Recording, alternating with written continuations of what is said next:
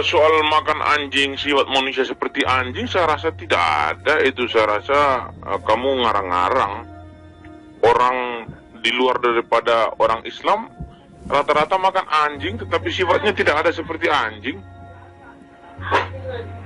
Soal babi, babi itu memang benar Allah Subhanahu wa Ta'ala memerintahkan untuk tidak boleh dimakan. Tetapi menjadi pertanyaan saya itu loh, untuk apa Tuhan menciptakan binatang kalau disentuh saja tidak boleh? Contoh seperti anjing. Anjing itu dipegang aja tidak boleh loh itu. Makanya saya bingung. Untuk apa Tuhan ini menciptakan binatang kalau dipegang saja tidak boleh? Kena ludahnya saja itu sudah haram itu. Luar biasa najisnya katanya. Ini bingung saya ini. Berbeda dengan Kristen. Kristen ini sangat luar biasa ya. Memang ajaran memang betul-betul sangat luar biasa itu Kristen lah. Coba jelaskan dulu, kenapa ludah anjing itu sampai najisnya, sampai harus dibersihkan dengan tanah, lihatlah, apapun itulah. Aku juga bingung, coba jelaskan dulu. Bismillahirrahmanirrahim. Dengan menyebut nama Allah yang Maha Pemurah lagi Maha Penyayang, Tuhan pencipta langit dan bumi, yang memberikan buku pedoman berupa Al-Quran kepada makhluknya untuk dijadikan sebagai petunjuk di dalam kehidupan. Pertanyaan yang bagus ya. Jadi di dalam konsep Islam dan agama yang diajarkan oleh para nabi terdahulu itu sudah sangat jelas bahwa ada syariat. Apa itu syariat? Hukum-hukum yang berkaitan dengan hubungan manusia dengan manusia, hubungan manusia dengan makhluk yang lain. Nah, di Al-Quran itu sangat jelas pembatasan-pembatasan apa yang kemudian disebut syariat itu. Ada ilmu fikih juga yang menerangkan itu. Nah, terkait ini, itu kita masuk dalam materi najis, hadats, dan seterusnya. Al-Quran sudah jelas menyatakan itu. Nah, kalau kemudian saudara saya ini bertanya, maka saya cukup menjawabnya menggunakan kitab yang Anda pegang. Di Imamat 11 nomor 26 di situ diterangkan, yakni segala binatang yang berkuku belah tetapi tidak bersela panjang dan yang tidak memamah biak, haram semua itu bagimu, dan setiap orang yang terkena padanya menjadi najis. Ini firman Tuhan kan menurut Anda? Jadi apakah karena pengetahuan saudara saya ini masih minim, ataukah memang tujuannya hanya untuk mencari-cari kesalahan Al-Quran? Itu yang saya tidak tahu. Tapi pada poinnya, memang saya akui di Kristen itu tidak ada yang halal, semuanya haram. Bukan begitu? Kebalik. Di dalam ajaran Kristen itu memang semuanya ketetapan-ketetapan Tuhan itu sudah dihalalkan. Artinya dibebaskan mereka untuk melakukan itu. Bukan diharamkan malah. Justru dihalalkan semuanya. Iya, Bang Jul mengatakan bahwa pegang anjing atau ludah anjing itu atau makan babi itu sudah diajarkan nabi-nabi sebelumnya. Iya, memang benar. Nabi-nabi sebelumnya itu mengajarkan bahwa hanya makan babi atau binatang yang berkuku belah itu haram. Tetapi anjing ini loh tidak ada diajarkan oleh nabi-nabi sebelumnya. Soal babi atau binatang yang berkuku belah ini memang benar. Ini perintah Tuhan kepada Musa. Ya memang benar. Tetapi yang menjadi permasalahan ini datang Muhammad ini loh mengatakan bahwa ludah anjing juga tidak boleh kena. Ini yang membingungkan saya. Kalau soal makan daging babi diharamkan, itu mungkin atas rencana Tuhan. Karena Tuhan ingin menguji umatnya ini. Sampai di mana ketaatan umat kepada Dia. Maka Tuhan melarang tidak boleh memakan babi. Ini satu bentuk ujian iman, supaya manusia ini taat atau tidak kepada Tuhan. Ya saya setuju. Tetapi yang menjadi masalahnya ini ludah anjing ini loh. Ludah anjing saja tidak boleh. Anjing saja tidak boleh dipegang. Nah ini membingungkan. Kalau sudah seperti ini, untuk apa Tuhan ini menciptakan binatang? Ini yang menjadi pertanyaan ini. Belum bisa dijawab oleh teman-teman Muslim. Mungkin Bang Jul bisa Jadi dua hal yang ingin saya utarakan terkait dengan pertanyaan abang ini ya. Yang pertama, di dalam ajaran agama Islam itu ada syariat. Syariat itu hukum-hukum yang terkait dengan fikih dan seterusnya. Ada najis, ya, ada makruh, ada hadats, ya hal-hal yang terkait dengan fikih lah. Banyak hal di dalamnya. Nah, kemudian kalau berbicara mengenai najis, liur anjing dan seterusnya, itu berbicara mengenai pentahiran. Nah, kenapa hal ini belum sesempurna yang diajarkan dalam ajaran agama Islam dibandingkan agama para nabi sebelumnya? Itu karena pada masa itu memang belum komplit ajaran yang diajarkan kepada mereka. Kondisi pada masa itu belum mampu untuk mereka lakukan aturan-aturan main yang ada dalam Al-Quran, belum bisa. Karena Allah memberikan sebuah pengajaran berdasarkan dengan kemampuan manusia pada zamannya. Sehingga Yesus menerangkan, masih banyak yang ingin aku sampaikan kepadamu, namun saat ini kalian belum sanggup untuk menanggungnya. Jadi hal-hal yang kayak begini tuh belum sanggup ditanggung oleh masa orang-orang terdahulu. Karena ini berkaitan dengan pentahiran yang sangat selektif di dalam hal ibadah. Mengenai bagaimana manusia itu takhir di dalam beribadah kepada pencipta alam semesta. Itu yang pertama. Kedua, anjing ini memang merupakan hewan yang najis, hewan yang rendah, hewan yang menjijikkan gitu loh. Sehingga dulu para nabi itu menyebut orang yang statusnya rendah, menyebut manusia itu dengan sebutan anjing. Oleh karena kenapa? Karena anjing itu dianggap sebagai makhluk yang status rendah, hina, nista, gitu loh. Sehingga para nabi ketika mereka mencaci ataupun yang dikatakan firman Tuhan di dalam kitab Anda, ketika Tuhan itu murka, dia tidak menyebut monyet, dia tidak menyebut apapun itu kemudian selain daripada anjing. Misalnya di perjanjian lama, bagaimana kemudian Amsal 26 nomor 17, 1 Samuel 17 nomor 43, kemudian 2 Raja-Raja 8 13, Keluaran 23 nomor 31 dan seterusnya. Banyak pokoknya puluhan ayat yang berbicara mengenai status anjing itu rendah gitu, atau orang yang diseru dengan panggilan anjing. Termasuk di perjanjian baru, bagaimana kemudian Yesus menyebut orang-orang yang di luar daripada kaumnya dengan sebutan anjing. Itu akibatnya kenapa anjing itu dikatakan makhluk yang hina, makhluk yang menjijikkan, rendah. Nah, itu poinnya. Sehingga di dalam ajaran agama Islam, dalam hal ibadah, manusia itu harus bersih dari najis besar, najis kecil, najis besar, hadas kecil, hadas besar. Nah, itu yang perlu saudara pahami. Sehingga memang berat dalam Islam itu. Hal-hal yang dianggap kotor, yang dinajiskan itu nggak boleh tersentuh kepada manusia ketika manusia itu ingin melakukan ibadah. Kan itulah kemudian rumah ibadah itu disebut bait kudus atau bait suci. Yang bisa masuk hanya orang-orang yang suci. Di antaranya bersunat, habis mandi junub, nggak pakai sendal, nggak pakai sepatu masuk ke dalam karena bait suci. Begitu loh.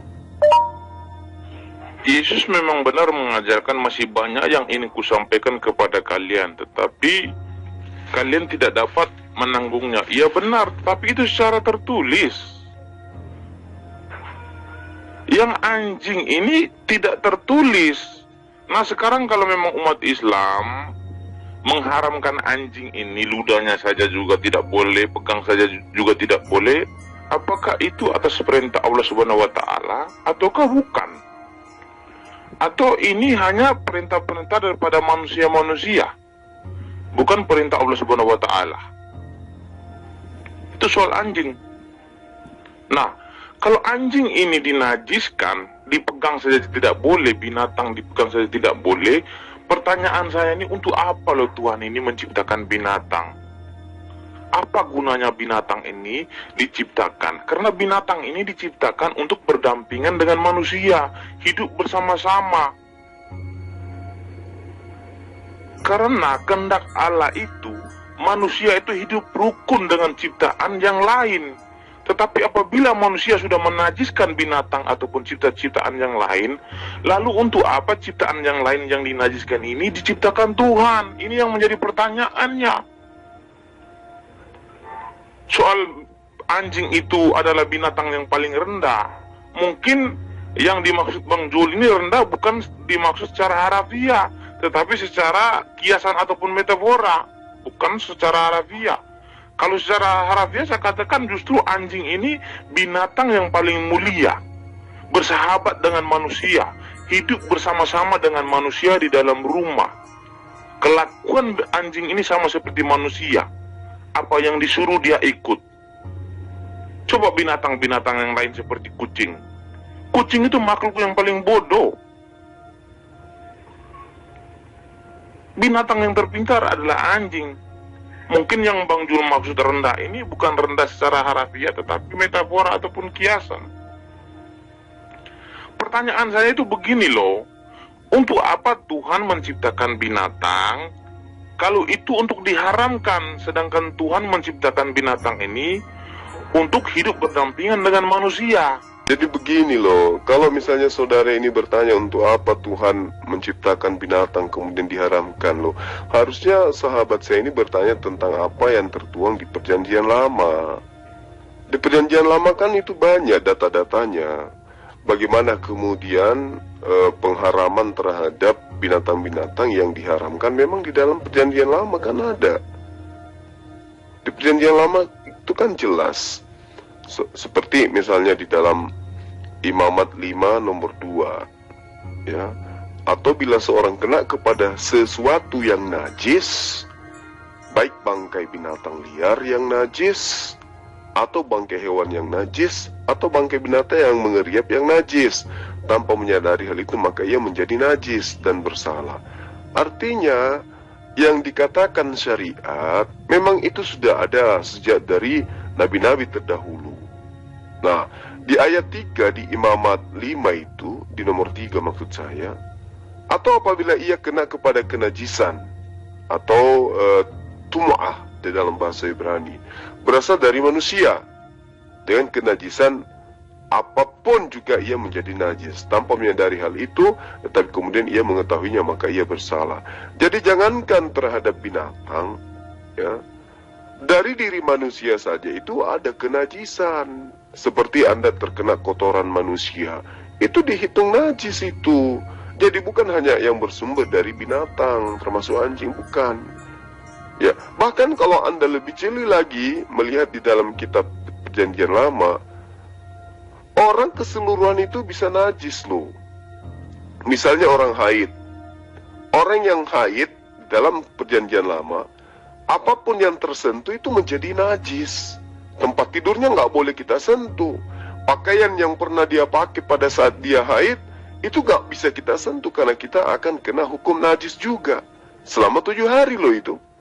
Jadi istri yang haid itu nggak boleh disentuh, nggak boleh ditemani tidur, nggak boleh dan lain seterusnya. Dianggap najis. Apatah lagi yang sudah ada kaidah pennajisannya dari kitab, baik Al-Quran maupun Perjanjian Lama. Begitu. Bahkan orang yang kena penyakit kusta itu dianggap najis loh di dalam Perjanjian Lama. Kan luar biasa tuh. Nah, itulah kemudian kenapa hal ini terjadi. Karena Tuhan itu menginginkan kita untuk tahir, suci di dalam pandangan Islam. Nah, terkait dengan binatang anjing, kalau di Islam juga ada petunjuk tentang itu. Ya, boleh memelihara anjing. Islam itu boleh memelihara anjing. Selama anjing itu untuk menjaga hewan ternak, untuk berburu, untuk menjaga tanaman, atau menjaga rumah, itu boleh. Tapi seboleh-bolehnya kita memelihara anjing, kita juga kudu harus menjaga kenajisan itu, termasuk liurnya gitu loh. Jadi tidak ada, di Islam itu boleh memelihara anjing, gak apa-apa. Tapi kenapa kemudian umat Islam itu mayoritas tidak memelihara anjing? Karena mereka tidak mau direpotkan dengan kenajisan itu. Itu yang perlu saudara pahami. Jadi kalau Anda bertanya kenapa Allah? Ya itu karena Allah itu mau seperti itu. Dan lagi pula apa yang diterangkan oleh Islam, Al-Quran dan hadis tentang anjing, itu alhamdulillah sudah ditemukan oleh para ilmuwan bagaimana bahaya daripada liur anjing itu untuk manusia. Memang itu sangat berbahaya liur anjing itu. Itu yang ditemukan sains. Jadi 1400 tahun silam pelarangannya sudah ada, faedahnya ditemukan di sains saat sekarang.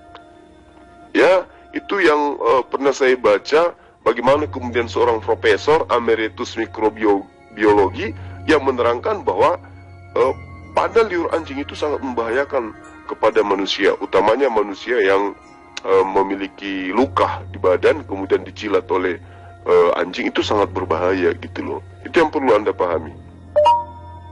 Soal di kitab Imamat 5 itu, binatang najis itu bukan binatang yang hidup, tetapi bangkai. Bukan binatang hidup. Anjing itu adalah binatang yang hidup. Ataupun binatang-binatang yang dinajiskan umat muslim ini kan binatang yang hidup. Bukan binatang yang sudah menjadi bangkai. Ajaran para nabi sebelumnya itu binatang yang sudah bangkai, bukan binatang yang masih hidup. Saya bacakan ayatnya di Imamat 5 ayat 2 sampai habis. Atau bila seseorang kena kepada sesuatu yang najis, baik bangkai binatang liar yang najis, atau bangkai hewan yang najis, atau bangkai binatang yang mengeriap yang najis, tanpa menyadari hal itu, maka ia menjadi najis dan bersalah. Atau apabila ia kena kepada kenajisan berasal dari manusia, dengan kenajisan apapun juga ia menjadi najis tanpa menyadari hal itu, tetapi kemudian ia mengetahuinya, maka ia bersalah. Di sini ajaran para nabi bukan diperuntukkan kepada binatang yang masih hidup, karena binatang yang masih hidup itu diperuntukkan untuk hidup berdamping bersama manusia, saling mencintai, saling mengasihi. Manusia ditugaskan untuk merawat ciptaan Allah yang lain, karena manusia adalah rupa dan bentuk Allah ataupun gambar Allah itu sendiri. Yang menjadi permasalahan di sini itu adalah anjing ini binatang yang masih hidup. Kenapa ini dinajiskan? Dipegang saja tidak boleh, air liurnya juga tidak boleh. Babi dipegang saja tidak boleh, air liurnya juga tidak boleh. Kalau untuk memakan, ya mungkin makan itu sudah saya katakan tadi, itu adalah satu bentuk ujian iman, ya saya setuju. Tetapi menyentuhnya tidak boleh, ini loh, ini yang membingungkan saya. Bang Jul belum bisa menjawab ini. Coba dijawab, dicari ayatnya dulu Bang Jul. Jadi yang perlu saya jelaskan bahwa di Imamat 5 itu yang dinajiskan itu binatang yang sudah menjadi bangkai, bukan binatang yang masih hidup. Jadi di situ ya memang benar dinajiskan apabila kamu menyentuh bangkai-bangkai binatang yang najis. Ya benar. Tetapi itu bangkai, bukan binatang yang masih hidup ya. Jadi gini loh, kalau yang diceritakan kemudian di perjanjian lama seperti di Imamat itu bangkai misalnya, ya kan, ya meski kita belum mencoba untuk melihat dari sisi original teksnya seperti apa. Artinya yang perlu dipahami di sini bahwa memang ada kenajisan itu dan ada pentahiran. Nah, kalau kemudian ajaran terdahulu itu belum sesempurna seperti yang ada dalam Islam terkait tentang najis, maka itu kita tidak boleh persalahkan. Karena kenapa? Panduannya jelas. Yesus sendiri yang menerangkan itu. Masih banyak hal yang ingin aku sampaikan, tapi kamu belum sanggup untuk menanggungnya. Itu satu. Kedua, Yesus juga mengatakan bahwa jika hidup keberagamaanmu tidak lebih baik dari hidup keberagamaan ahli Torah, maka kamu tidak akan masuk ke dalam kerajaan Allah. Artinya bahwa orang itu setelah Yesus akan hidup di dalam hidup keberagamaan yang lebih sempurna, yang lebih baik daripada ajaran sebelumnya. Kan itu maksudnya. Nah, untuk kemudian lebih menegaskan ini, coba saudara saya lihat dalam Kejadian 7 nomor 2. Dari segala binatang yang tidak haram, ya, haruslah kau ambil 7 pasang jantan dan betinanya. Tetapi dari binatang yang haram, 1 pasang jantan dan betinanya. Coba kita lihat, berarti memang ada binatang-binatang yang tidak haram, ada juga binatang-binatang yang tidak haram. Lo tahor, ya, wa tahor, yang haram dan yang tidak haram. Nah, ini yang perlu saudara pahami. Nah, inilah yang kemudian yang saya katakan bahwa ada konsep najis, ada konsep tahir, hatehora di dalam pengajaran nabi-nabi terdahulu. Ya, ada juga yang dikatakan najis, ada yang dikatakan tahara, ada yang disebut dengan pentahiran dan seterusnya. Inilah yang perlu dipahami dengan baik, bahwa ketika kemudian ada yang diharamkan, ada yang dinajiskan, artinya Allah itu memiliki rahasia yang tersirat di dalam sebuah perintah itu.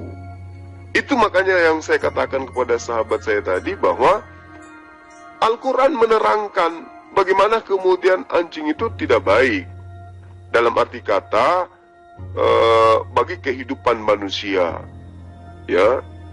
Nah, kemudian anjing itu juga berguna, dalam arti kata bahwa di dalam keberlangsungan hidup manusia, manusia bisa saja menggunakan anjing ini sebagai hewan menjaga kebun, menjaga rumah, terus kemudian sebagai hewan yang digunakan untuk berburu dan seterusnya.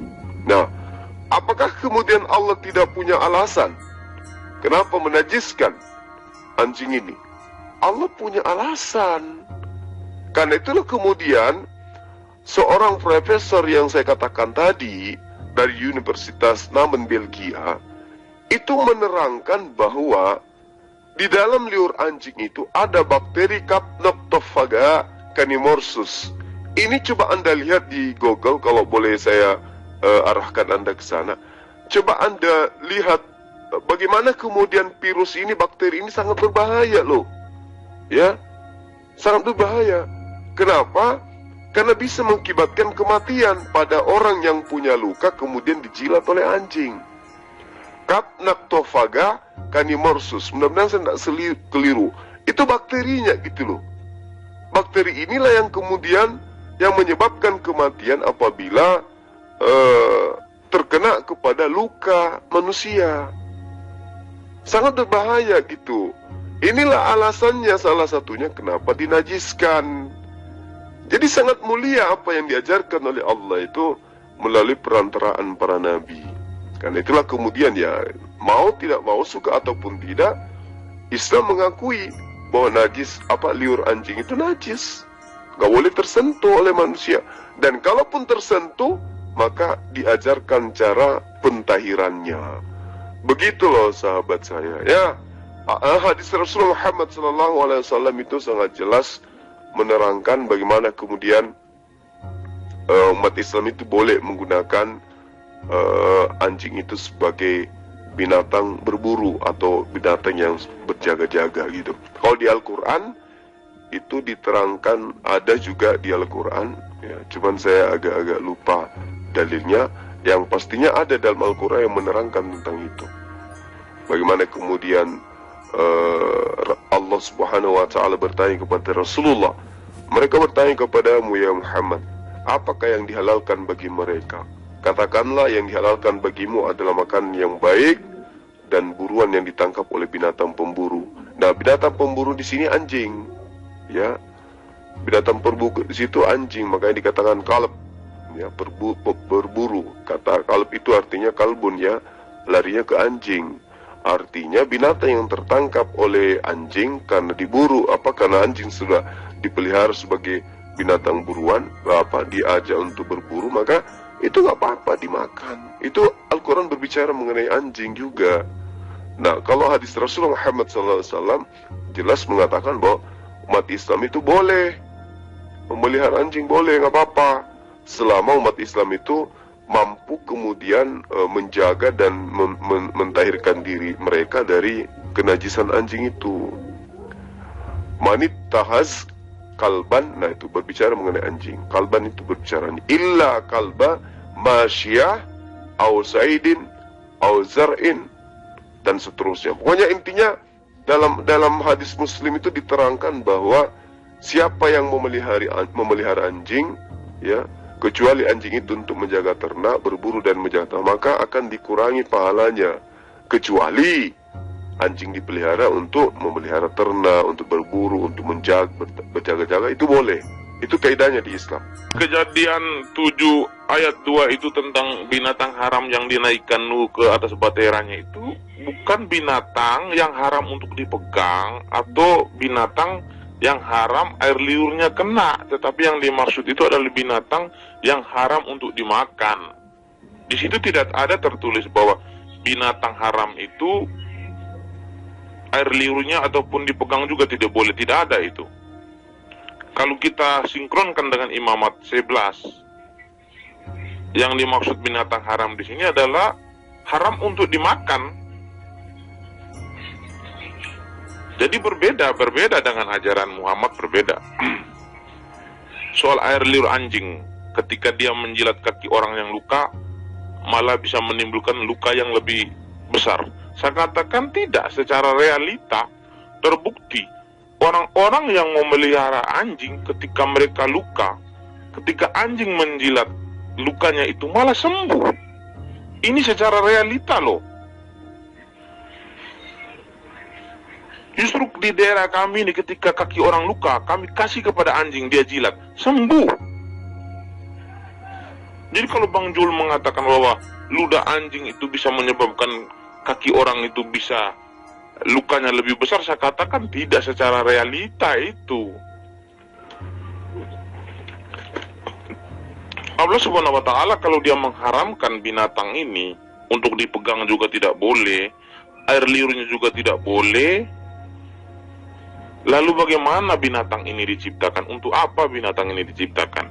Berbeda dengan orang Kristen. Orang Kristen itu, binatang itu diciptakan untuk hidup berdampingan dengan manusia.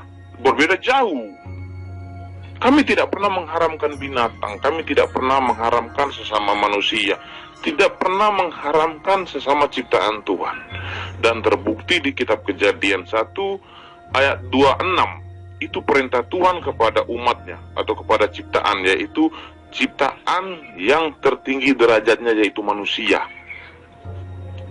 Kejadian 1 ayat 26. Berfirmanlah Allah, baiklah kita menjadikan manusia menurut gambar dan rupa kita, supaya mereka berkuasa atas ikan di laut dan burung di udara, dan atas ternak seluruh bumi, dan atas segala binatang melata merayap di bumi. Maka Allah menciptakan manusia menurut rupa dan gambarnya. Laki-laki dan perempuan diciptakannya mereka. Allah memberkati mereka, lalu Allah berfirman kepada mereka, beranak cuculah dan bertambah banyaklah. Penuhilah bumi dan takluklah itu. Berkuasalah atas ikan-ikan di laut dan burung-burung di udara, dan atas segala binatang yang merayap di bumi. Jadi manusia ini ditugaskan untuk memelihara atau untuk berkuasa atas ciptaan-ciptaan Tuhan yang lain. Karena manusia diciptakan rupa dan bentuk Allah atau gambar Allah itu sendiri. Jadi manusia mewakili Tuhan untuk memelihara ciptaan Tuhan yang lain. Berbeda, ajaran kami itu sangat mulia, ajaran sangat manusiawi, berbeda Pak. Ya, saya mau ngomong apa lagi ya? Soalnya Anda menabrak semua data yang ada di dalam kitab yang ada di ajaran Bani Israel. Anda mengatakan manusia dimuliakan. Lah memang, justru di ajaran kalian lah itu manusia terkutuk. sehingga mereka harus ada yang nebus. Kalau di Islam itu nggak begitu. Manusia itu paling mulia, makanya dia lahir dalam keadaan fitrah suci. Kalau kalian kan lahir dalam keadaan najis, bawa dosa. Itu poin yang harus saudara catat. Kemudian, kalau Anda mengatakan hanya karena dimakan diharamkan, Anda salah lagi. Karena di dalam Imamat 11 nomor 26, yang tersentuh juga itu menjadi najis. Itu datanya ada gitu loh. Ya. Setiap orang yang kena kepadanya menjadi najis. Jadi bukan dimakan, kena pun najis. Terhadap binatang-binatang yang diharamkan memang. Kalau kemudian Anda mengatakan Anda menyentuh anjing itu tidak najis. Nah, di Islam juga demikian. Bahkan diperintahkan kan memelihara diajarkan bahwa siapa yang memelihara anjing itu mendapatkan dosa. Itu amalnya dihapuskan. Ada hitungan-hitungan amalannya kemudian. Kecuali, ada pengecualian. Illa untuk berburu, untuk berjaga-jaga, dan seterusnya. Itu boleh. Itu tidak dilarang. Tidak ada pelarangan itu. Tapi kemudian, terkait dengan liurnya, itu najis. Ada cara mentahirkannya. Nah, itu juga diajarkan dari kitab-kitab terdahulu. Yang disebut najis itu adalah hewan-hewan yang memang sudah ketetapan Tuhan najis bagi manusia. Imamat 11 nomor 26 itu jelas loh itu. Ya, haram semua itu bagimu, dan setiap orang yang kena kepada hewan itu juga menjadi najis. Kalau kemudian sahabat saya menjadikan alasan bahwa binatang itu dicipta untuk ini, loh, terlalu jauh Anda mikir ke binatang. Manusia itu dibentuk dan dicipta serupa dan segambar dengan Tuhan, katanya menurut Anda, ya kan? Tapi faktanya kenapa kemudian wanita itu menjadi najis ketika dia haid? Tak boleh ada yang sentuh dia. Barang-barang yang disentuh oleh wanita yang haid, kemudian disentuh lagi oleh manusia, maka manusia itu kena najis juga. Nah, itu lucu di ajaran itu. Kalau di Islam tidak begitu. Kalau di kitab Anda, orang yang haid, wanita yang haid itu kasihan. Harus dikebiri, harus diungsikan dari perkampungan. Kenapa? Karena barang yang disentuh oleh wanita yang haid, semua menjadi najis. Mau kayak mana lagi tuh? Misalnya istri kamu itu haid. Nah, apa yang disentuhnya, apa yang terkena oleh badannya, bahkan terkena oleh pakaian yang dia pakai, itu semua dihukum najis. Coba. Dan nanti tahir ketika 7 hari lamanya. Jadi misalnya nih, istrimu haid. Kemudian kamu itu menyentuh sarung yang dia pakai haid. Sarungnya kamu sentuh, kau kena najis 7 hari juga. Coba bayangkan itu. Kau tersentuh tempat tidurnya, kau tersentuh bekas piring yang dia pegangnya, semua kena najis. Itu jelas dalam kitab yang kamu pegang dari Imamat, dari kitabnya Bani Israel. Untung saja semua hukum-hukum ketetapan Tuhan yang kayak begitu sudah dibatalkan dengan matinya Tuhanmu di atas tiang salib. Untung. Ya, untung. Jadi kalau hari ini kau mengatakan, kenapa ini haram, kenapa ini najis, sebenarnya tidak perlu. Kenapa? Karena semua ketetapan Tuhan yang ada di perjanjian lama itu sudah dihapuskan dengan matinya Tuhan kamu di atas tiang salib. Kalau kami Islam tidak. Kami punya syariat sendiri. Kami punya aturan main sendiri yang lebih sempurna, yang lebih lengkap, yang lebih baik dari aturan sebelumnya. Gitu loh, ya. Terkait dengan apa yang kau katakan di kampungmu, orang kena luka, kemudian lukanya kena liur anjing, kemudian semula. Nah, itu kasus per kasus. Tapi ini sains, ini ilmu pengetahuan, ya, ini ilmu pengetahuan. bagaimana salah satu universitas ternama di luar sana, di Belgia, itu menemukan hasil penelitian adanya kemudian virus pada liur anjing, dan itu temuannya ditemukan oleh Profesor Emeritus Mikrobiologi, bukan ece-ece itu, nah. Dan kita tidak bisa memastikan apa yang kamu sebut itu benar atau tidak. Tapi kalau yang ini memang sudah temuan para ilmuwan, begitu loh kawan. Soal penebusan dosa itu adalah konsep keselamatan. Emang iya, Yesus datang ke dunia tugasnya adalah untuk menyelamatkan manusia dari dosa. Karena dosa yang dibuat oleh Adam melanggar perintah-perintah Tuhan. Dia menentang perintah Tuhan. Maka manusia yang jatuh ke dalam dosa yang pertama itu adalah Adam. Karena dialah yang menentang perintah Tuhan, maka manusia dinyatakan jatuh dalam dosa.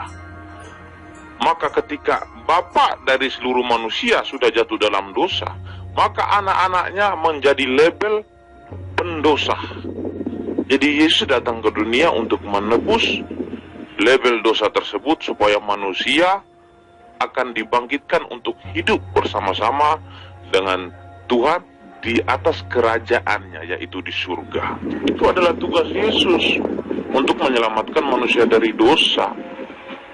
Soal di imamat tadi, ya sudah saya katakan tadi, yang diharamkan itu apabila menyentuh bangkai binatang, ya itu diharamkan. Itu ajaran para nabi sebelumnya. Lalu Muhammad mengajarkan tentang binatang yang masih hidup, menyentuh saja tidak boleh. Sedangkan binatang itu kan diciptakan Tuhan untuk hidup berdampingan dengan manusia. Lain hal kalau dia sudah menjadi bangkai, ya menjadi najis. Tetapi apabila kalau dia masih hidup, dia itu wajib hidup berdampingan dengan manusia. Bangkai najis itu bukan binatang saja, manusia itu bisa jadi najis kalau sudah menjadi bangkai. Tetapi ketika dia masih hidup, itu bukan najis. Binatang masih hidup, manusia yang masih hidup, itu tidak menjadi najis. Apabila kalau mereka sudah mati, sudah menjadi bangkai, maka saya katakan iya najis. Maka ketika abang mensinkronkan ayat Al-Quran dengan imamat 11 tadi, soal sentuhan kepada binatang-binatang yang najis, itu salah, saya katakan berbeda.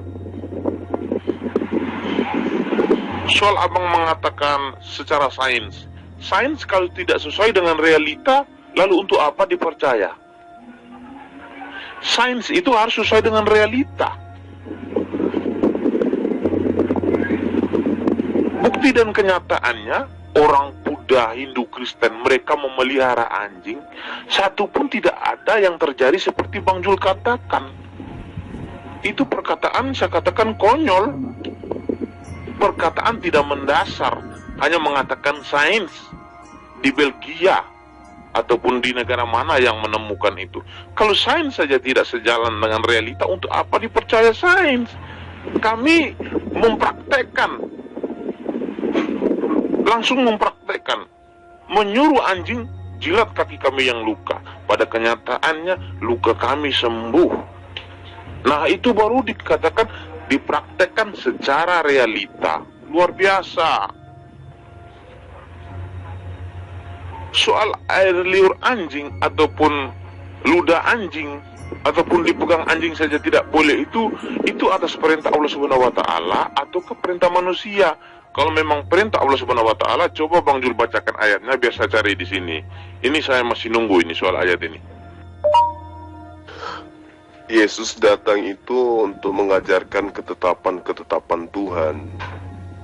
Yesus menyelamatkan manusia bukan dengan cara mati di tiang salib, tapi dengan cara mengajak Bani Israel untuk kembali kepada ketetapan-ketetapan Tuhan yang ada di dalam Perjanjian Lama. Itu yang saudara harus pahami. Kembali ke topik. Terkait dengan apa yang Anda pertanyakan, di dalam Al-Quran itu diterangkan, di dalam surah Al-Maidah ya diterangkan bahwa yas'alunaka maza uhilla lahum qul uhilla lakumut thayyiba wa ma 'allamtum minal jawaris ya jawarih maaf muqallibina. Nah ini muqallibina ini berbicara mengenai anjing. Tu'allimu nahunna mimma 'allamakumullah fakulu mimma amsakna 'alaikum wazkurusmallah alaih wattaqullah innallaha sari'ul hisab. Jadi ayat suci Al-Quran itu menerangkan bagaimana kemudian Rasulullah Muhammad SAW itu diperintahkan untuk berkata apakah yang dihalalkan bagi mereka. Katakanlah yang dihalalkan bagimu adalah makanan yang baik-baik dan buruan yang ditangkap oleh binatang pemburu. Nah binatang pemburu yang dimaksud sini adalah anjing, kalbun, yang telah kamu latih untuk berburu, yang kamu latih menurut apa yang telah diajarkan Allah kepadamu. Maka makanlah apa yang ditangkapnya untukmu.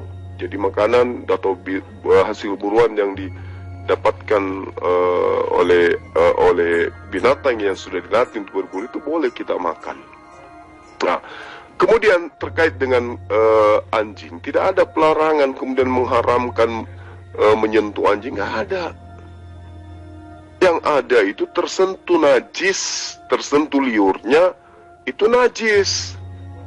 Nah, kalau kemudian saudara menerangkan bahwa apa yang diterangkan sains itu salah, ya karena tidak sesuai dengan fakta, loh, di mana Anda selama ini hidup? Bukankah di tengah-tengah kita itu ada yang disebut penyakit rabies? Coba saya tanya ini staf-staf saya nih, dek, kalian bertiga, jawab saya.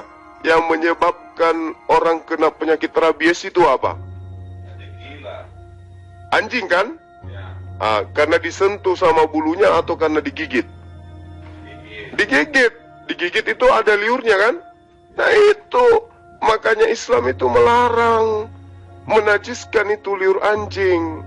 Ya lain cerita kalau saya digigit sama meme kemudian saya kena rabies, ya saya curiga juga, itu artinya gitu loh.